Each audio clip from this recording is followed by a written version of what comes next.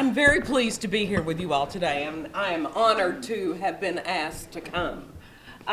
There have been some phenomenal presentations in this First Friday, and I cannot believe the response that we've had. I want to tell you a little bit about my background because we all have reliance on where we came from to inform what we do today and what we do in the future. Both of my sets of grandparents on both sides of my family ran restaurants, and they sourced, cooked, and served a lot of local foods. One of the things I remember the grandmother that taught me to cook saying about kids that came in the restaurant in Wickliffe in Ballard County in western Kentucky, where I'm from. She said, you know, the kids that eat beans and potatoes look just as healthy as the kids that get the meat. And so that was maybe the beginning of my interest in food and nutrition. And we all know, I think, that food that is sourced carefully, prepared with care, is something that people really enjoy. And it is my firm belief that everyone has a right to good, healthy, fresh food. And so that's the motivation that I come from to come here today. Rural food deserts, the topic, where it came from.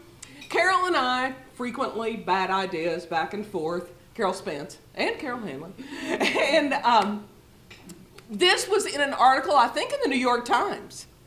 And she said, hey, that would be a really good topic. And I said, okay, but rural food deserts or urban food deserts, which in my opinion may be easier to address. I don't know a lot about urban food deserts, but there's a lot of action going on there. But just as many people in this room come from sustainable agriculture, my work now is about sustainable eating. And so I come from family and consumer sciences in human environmental sciences, and we try to educate the people that are going to buy the things that many of you are going to produce. So that's the background on rural food deserts and where the topic came from. I want to tell you a little bit about two rural food deserts that I work in. One is in Ghana in West Africa. It's a small village called Ajacrum. One of our faculty members, Kwaku Addo's wife, is from there. In honor of her, they started a kindergarten there where there was none. And these kindergartners were going to school all day with nothing to eat, unless they could afford to bring it or unless they could go home to eat. And many of them didn't come back after they went home. So their education was suffering. And we know that school feeding programs do increase the amount of education that children receive, particularly girls. The work that we're doing there has to do with not having enough food. The chief has allocated money for a garden, and I'm working with Mark Williams, and we have some students, some of you may be here today, who are going to travel with us in June to consult on putting a drip irrigation system in. And so we're starting a garden, we're working with school food service, we employ 3 women in the village to cook the foods, which are all sourced locally. We bought a goat in the village, had it slaughtered, it's in the freezer. I rode down roads with 6 dozen eggs on my lap, getting them back to the school. And so that rural food desert is in West Africa. The other one, we're doing a cross-cultural comparison that I work with, is in Wolfe County in Campton, Kentucky. Another rural, mountainous, isolated village. And there, would you like to guess about the things that we're doing there? Same thing, thank you. And here, children have access to the wrong kinds of foods. I don't believe that children can, or adults can be lovingly fed with something that cost $5 and is in a sack and came through a car window. And so here we are doing the same things. One of my favorite quotes from Martha Yount, who's a family and consumer sciences agent in Breathitt County here in Kentucky, and this is the essence of what we want to teach children. Food does not come from the store, it comes from the earth. And so that is a contrast between what we're doing in Kentucky and what we're doing in Africa. Kids that don't have enough to eat, kids that don't have the right kinds of food to eat, but the work is the same. This is a definition of a food desert. A food desert is any area in the industrialized world where healthy, affordable food is difficult to obtain. It's prevalent in rural as well as urban areas, and most prevalent in low socioeconomic minority communities. It's associated with a variety of diet-related health problems. And this quote comes from an article about policy, environment, and food system changes. Mary Story is another registered dietitian. You know, historically, dietitians have worked with more clinical things. We work with individuals trying to teach them how to eat better. But much of the work that is educating consumers now about sustainable eating comes from folks who are registered dietitians. We have a practice group called Hunger and Environmental Nutrition, which of course is HEN. And so we have a lot of fun with that. But one of the things I want to try to convince you of today, and many, I may be speaking to the choir, is that this is an idea whose time has come. The wheels are in motion. And what I want to learn from you all and the wisdom in this room at the end of my presentation is how can we best oil them? And so I will be asking for a discussion, and Carol's going to help me record it. We want to know what you think. And this is the first step toward developing a training package for counties. If we get funding, we will pilot this in 3 Kentucky counties. We're working with Southern SOG on the application. And so if you are able to contribute to the discussion today, we really will use the information that you provide. The socio-ecological model frames most of the work that I do. And if you've never seen it before, it probably frames your work too. It starts with environment in the outer circle and society. That also includes policies. The Center for Disease Control is really big on trying to get policy changes, like school wellness policies, because those tend to be more enduring ways and not dependent on one passionate person, so that they might go away later on. Then the community organization, and then interpersonal, and in the center there is the individual. Historically, in family and consumer sciences, that is squarely where we have put most of our effort, is in educating individuals. But it is not easy for individuals in the environment today to be able to find the right foods. I know that many of you all will know the answer to this question. On or about October 31st, how many people do we have on this earth now? 7 billion. That's right. And if all 7 billion people were to try and eat the kind of diet, the rich, protein-rich, calorie-rich diet that we have here in the United States, with the food that's produced in today's world, we would only be able to feed 2.5 billion. And so one of the things that I love about the new My Plate graphic, from number one, it's not a pyramid, is that it says, make half your plate fruits and vegetables. And that's good for the planet. It's good advice. And so this is what we're telling consumers now. And I think that that bodes well for our educational system. This is a map from the Food Environment Atlas. Has anybody used that? If you go online, you can play with it, and it's interactive. And this is about access to food stores. And this is the percentage. Here's Kentucky. I'm not smart enough to figure out how to get the other states to go away, but maybe they don't need to, because regional food hubs are also a very important part of this conversation. Local foods don't necessarily stop at the county line or the state line. And I think that's one of the things that we have to work to kind of overcome. This is the percentage of households with no car and greater than 1 mile to the closest grocery store. And up to 27, almost 28% of the population in the darkest areas. And so here in southeastern Kentucky, don't have access to a car, and they live more than 1 mile from the closest grocery store.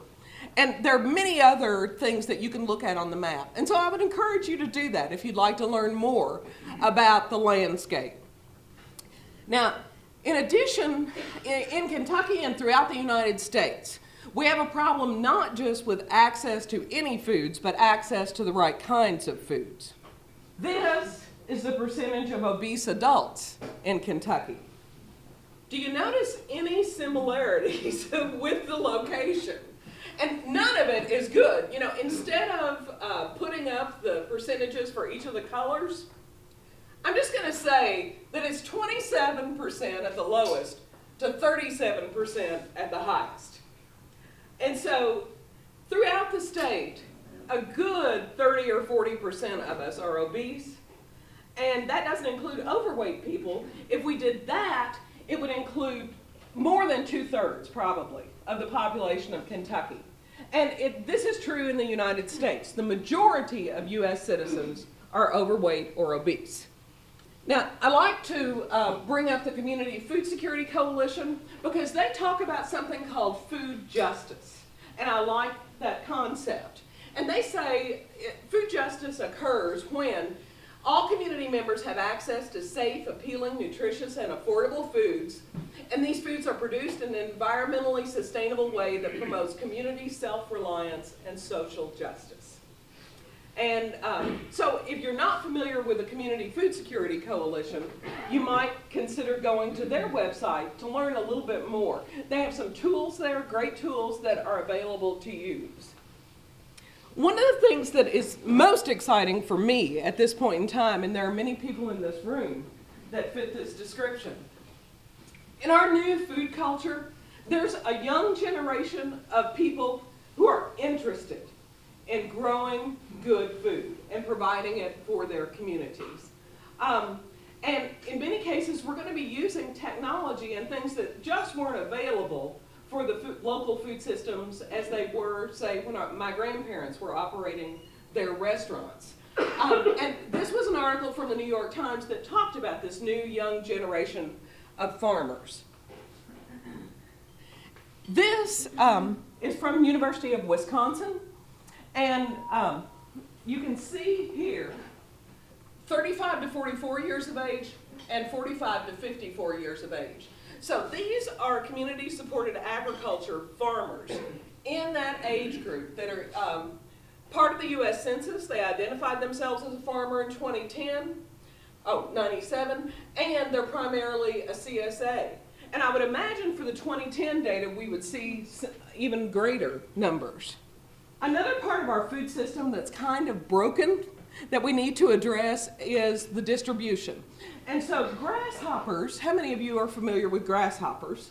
They will distribute local foods to restaurants. They have a community-supported ag service. And this is an example of entrepreneurial opportunities for people to come in and become a part of this rebuilding of the food system and earn a good living doing something that is good for their communities. This is Cluck. How many of you all are familiar with Cluck? It's the Cooperative of Lexington Urban Chicken Keepers. And my friend Anita Courtney is one of those people, and she keeps chickens in her backyard. And they had a tour de coup, which was a tour of chicken coops to try and teach other people about this phenomenon. And I'll tell you, they thought about calling it Meet the Flockers. But some people thought that was a little too edgy, so they didn't do that. But this is another phenomenon that we see. And it's amazing when you start to talk about things, how many different things you learn about. When I first started working in this area, I can remember people saying to me, well, you know, the milk distribution system is just broken, and there's nothing we can do about it. Well, a decade later, we've got 100% Kentucky milk that's going into super value stores. We had JD's milk right back here this morning. This was milk that I got at the co-op from Rebecca Grace in eastern Kentucky. And so some of the things that have been poo-pooed in the past are actually happening now. And so where there's a will, there's a way. One of the other things that has been said, particularly when you come in and you try to do a farm to school program, sometimes people will just look at you and say, well, we don't have that kind of growing season. Well, the Community Farmers Market in Bowling Green has a winter market. And then here are some pictures of high tunnels, which I'm sure many people in this room are familiar with. But I did learn something about high tunnels when I was pulling this together. There's a reference here to Dr. Emmert. Does anybody know anything about him?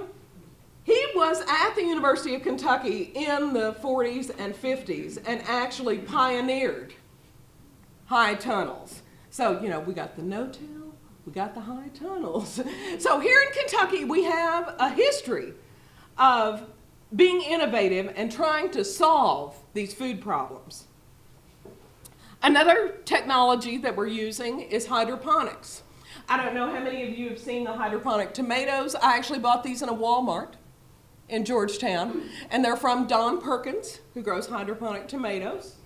And Bib lettuce, that's from Rebecca Grace. Matt Wyatt down in Western Kentucky also grows hydroponic lettuce. And then the food preparation that's going on over there, that's actually in Fayette County schools using hydroponic lettuce. I will tell you that today, for the first time, Jessamine County schools are serving Marksberry Farms meat. So we're making real progress in trying to help schools. It's not easy. Ask Bob Perry. It is not as easy as going to Kroger. But I believe that it's worth the effort. And I believe that we cannot ask schools to do it and not do it ourselves. And so I think that there are ways that we can overcome some of these barriers that we've seen in the past. How many people are familiar with the Jackson County Regional Food Center? Yeah, Pam, you just went there. It's a pretty amazing place. They've got all kinds of equipment. And I particularly like this picture because this Kentucky man in his overalls is bottling his sauce. And this shows that you can come in and have this kind of shared use kitchen and develop some value-added products. We are building community around food. And Alfalfa Restaurants is, that's where I used to go across the street and drink my cinnamon coffee when I was an undergrad here. And they're downtown now, and they do a fabulous job of sourcing and serving local foods. They use local eggs, local produce. And I forgot to mention with the farm to school, the 3 most commonly purchased items nationwide for schools are lettuce, tomatoes, apples. We can and do grow all of those here. I've got No One Goes Hungry and a little sketching of my church there. I live in Midway. We have now a certified kitchen in our church where we can take foods from the community garden and from other places and serve them in community dinners. We've done that once a month now, I think for 4 months. You would be amazed. 100, 150 people in Midway coming to this church for a community dinner from all walks of life. And in addition to getting a good meal, that's where we then have meetings about the Renaissance Festival or about Main Street. And so it really does. What brought you here this morning? Food. And so it does help us build community. Now, I've got a slide you're going to like.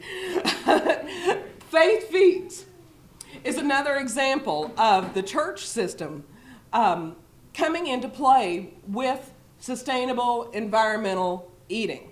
And I picked this page on Faith Feeds because it describes Food Works in the East End, where Steve Austin and others are working to try and bring good fresh food and cooking skills to the folks in a neighborhood here in Lexington that is a food desert.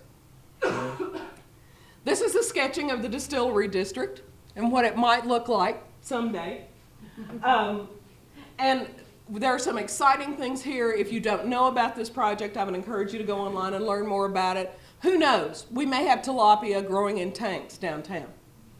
And tilapia and seafood are a great choice for a sustainable eating protein.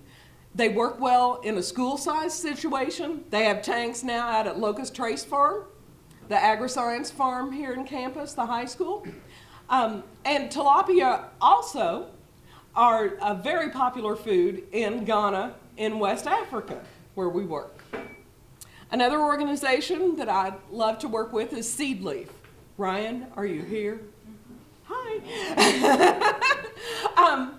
Seedleaf, if you're not familiar with their work, organizes gardens. And, you know, when I first became aware of it, it was kind of around the Al's Bar community, you know, where people come there. It's a safe place. It does start to get people together and get them talking. And then you can put a garden anywhere. And so that is what Seedleaf does. The greens that you see up there in the corner were my greens from Thanksgiving last year that I went and picked up. They were grown at the London Feral Garden in downtown Lexington. And so that was part of our Thanksgiving feast at my house.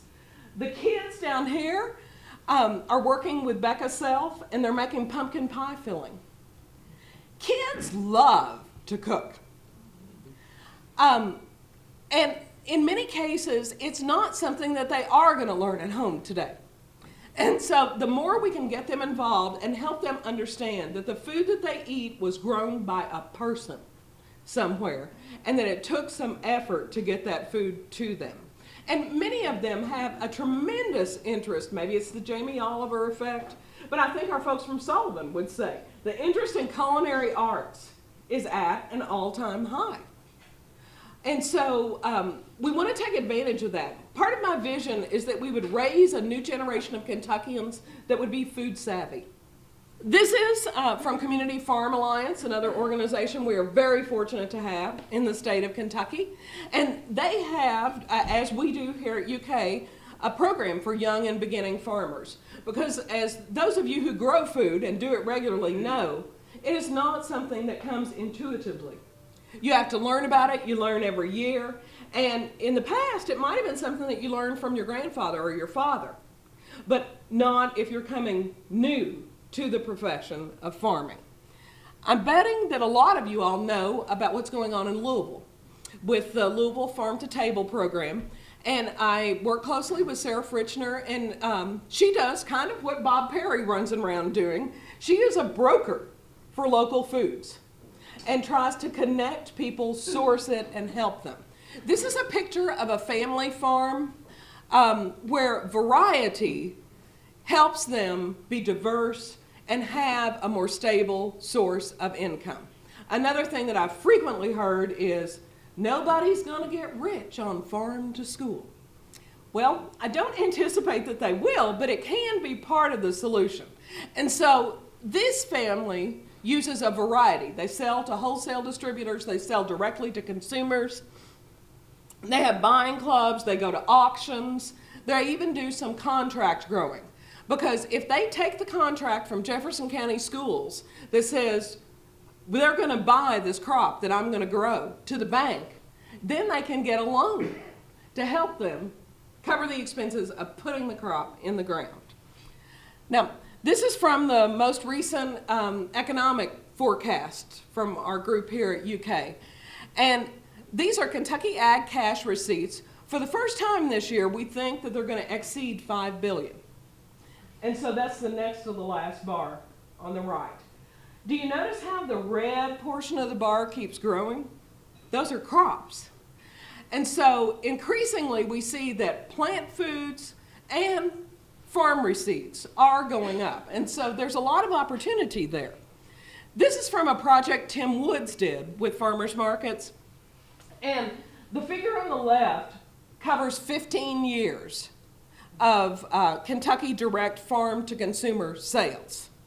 And it has tripled over the last 15 years. The graph on the right shows the number of farmers markets in Kentucky. The last number is for 2009, 137. The number of farmers markets is another thing that you can visualize on the Food Environment Atlas if you're interested. This is the number of vendors at farmers markets, now over 2,000. One of the things about this study was that they tracked the use of debit and EBT cards for SNAP. You all know what SNAP is? Supplemental Nutrition Assistance Program. It's what used to be called food stamps. And I'm going to tell you a little bit more about their use in Kentucky. But increasingly, if we're going to capture those dollars at a farmer's market, they're going to have to take some kind of an electronic form of payment.